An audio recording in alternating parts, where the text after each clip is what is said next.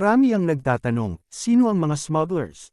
Siyempre, ang mga ito ay masamang kriminal na nagbabanta sa buong mundo. Ngunit ano ang smuggling sa dungeon, at ano ang maaaring ituring dito? Sa araw-araw, ang mga adventurer ay nagtatrabaho ng husto upang galugarin ang mga dungeon. Ngunit kapag matagumpay nilang nililok ang isang dungeon at pinalad na nagtagumpay sa pagsugpo ng mga halimaw, maaari silang kumita ng maraming kayamanan. Gayunpaman, syempre, bago lumabas ng dungeon ang mga adventurer, ang mga kayamanan ay kinakailangang isuko para sa pagsusuri. Ito ay dahil sa katunayan na marami sa kanila ay may kahangahangang lakas. Sa huli, kung papayagan mong ang mga bagay na ito ay ipamahagi ng walang pahintulot, maaari itong gamitin sa masama, na magiging panganib sa buhay ng mga tao. Kaya't ang mga Adventurer Association ay dapat munang suriin, irehistro ang mga kayamanang ito, at saka magbayad ng buwis base sa kanilang halaga. Ngunit may mga taong lumalabag sa patakaran na ito dahil sila'y nanghihikayat lamang ng mga adventurer na ayaw magbayad ng napakalaking buwis at patago pang kinukurakot ang mga kayamanan. Kahit na ayaw nilang magbayad ng malalaking buwis, maaari rin silang, kung hindi hulihin ng mga taong yon, ay magdulot ng kahirapan sa lipunan. Kaya't yun ang lahat, at kung mayroong nakakakita ng mga masasamang tao, kailangan mong madaliang iulat sa association. Ang kalbong lalaki ay lumapit sa broker at tanungin siya kung talagang pababayaan niya ang lahat ng ito. Ang kalbong lalaki ay lumapit sa broker at tanungin siya kung talagang pababayaan niya ang lahat ng ito. Ngunit ang broker, sa kabila ng lahat ng mga tanong, ay nagsimulang tumawa sa kalbong lalaki at sinabi na tatakot ka ba? Pasigaw na sinabi ni kalbo na, ikaw dapat ang matakot. Ang lalaki na yan ay napakasama at ang dahilan ng kanyang pagreretiro ay hindi dahil sa pinsala na natamo ng kanya katawan kundi ang pag-atake sa kanyang mga kasamahan. At kung sa tingin mo na pagkakaawaan niya ang kasama mo dahil sa bata pa ito, ay nagkakamali ka, baka maglinis pa tayo ng bangkay dito. Narinig ni Jaryong ang sinabi ni Kalbo habang nag-stretching ng braso at sinabi na pag-atake sa kasamahan, nakakatakot ba talaga yon? Tinanong niya ang maskuladong lalaki na, so tunay na criminal ka nga? Ang maskuladong lalaki ay nagsimulang ngumiti, ang kanyang mukha ay natatakpan ng mga ugat dahil sa galit at sinabi na, ang kasamahan ko na yun ay nagpapabigat lang sakin kaya tinapon ko lang siya na parang basura. At ang ating bida ay biglang natuwa at paasar na sinabi, parang nagtatapon lang ng basura. Madali lang pala ito kung ganon. So alam mo na basura ka. Kaya sinadya mo na magsimula ng gulo at mawala ang lisensya mo? Narinig ito ng broker at ni Kalbo. Sabi ni broker, crazy bastard, si Kalbo naman, psycho ang batang ito. Nang siya'y simula na asarin ng ating bida, ay hindi nag-atubiling si Lee na agad na kumilos at ang kanyang kamao ay mabilis na lumipad patungo sa ating bida. Ngunit nagawa ni Jaryong na iwasan ang darating na atake, ipinahayag niya ang kanyang hindi pagsang-ayon sa biglaang pagsalakay. Sa kabila ng pagtaas ng agresyon ni Lee, nagpapahiwatig ang ating bida na ang isang sipa sa mukha ay malulutas na ang sitwasyon. Habang iniobserba ng broker ang nagaganap na eksena ng may kanyang sariling ekspresyon.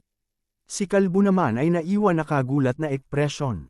Nagpatuloy ang broker sa pag-uusap kung paano niya inimbitahan ang pinakamahusay na taong kilala niya, at si Jaryon, na patuloy pa ring nag-e-enjoy, ay nagpahayag na ang sitwasyon ay hindi inaasahan base sa kanyang pangangatawan. Si Lee Pilgio, na una ay iniisip na si Jaryong ay isang hamak na teenage smuggler lang, ay unting-unti nawawala habang nakakakita ng mga reflexes ni Jaryong at ang lakas ng mga suntok na ibinibigay sa kanya. Napansin din ito ng broker at sinabi na si Lee Pilgio ay nag-uumpisa ng maunawaan na hindi niya kayang manalo sa labang ito. Hinimok ng kalbong lalaki ang broker na panoorin ang laban. Sinabi pa ni Kalbo na, ang lakas ng sipa, ngunit isang sipa pa lang yon. Hindi niya matatalo si Lee sa isang sipa lamang.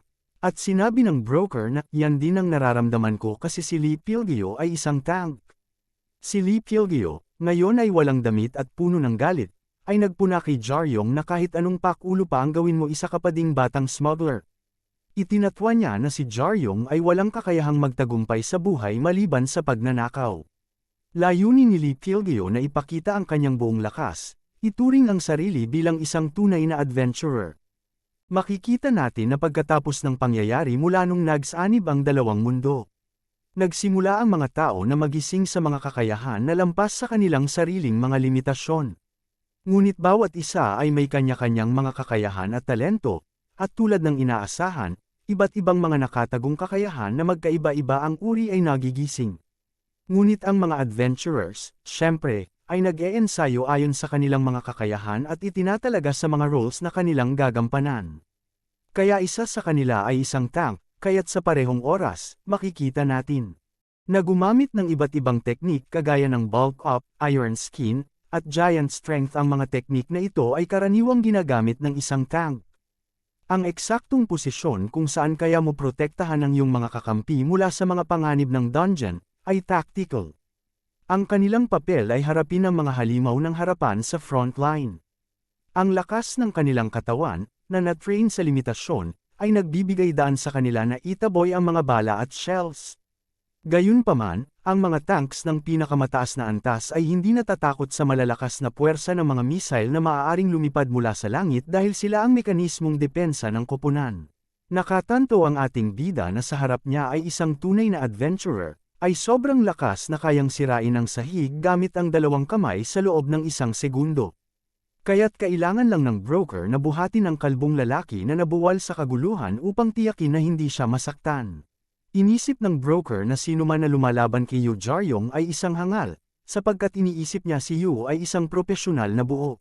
Napansin ni Yu na si Lee ay papasugod sa harap niya at agad na nagsimulang umiwas kahit na sa mga provokasyon mula kay Lee, ipinakita ang kanyang katalinuhan at walang balak na mahulog sa isa pang bitag. Naunawaan ng broker, habang ini-observe ang eksena, na may malaking lakas si Lee, kahawig ng isang maayos na track. Kapag siya ay nakabangga ng isang tao, tiyak na masisira ang bawat buto sa kanyang katawan. Kaya't sumigaw siya na dapat tapusin na agad ng ating bida ang laban dahil kung may karagdagang pinsala pa, ito ang nagdidikta sa kanyang sahod. Nararamdaman ng broker na kung hindi siya magmadali, tiyak na magkakaroon siya ng problema, ngunit iniisip ni Lee na hindi naiintindihan ng broker ang sitwasyon at ipinagpipilitan na ang mga lumang taktika ni Yu ay hindi makakalusot sa katawan ng isang propesyonal.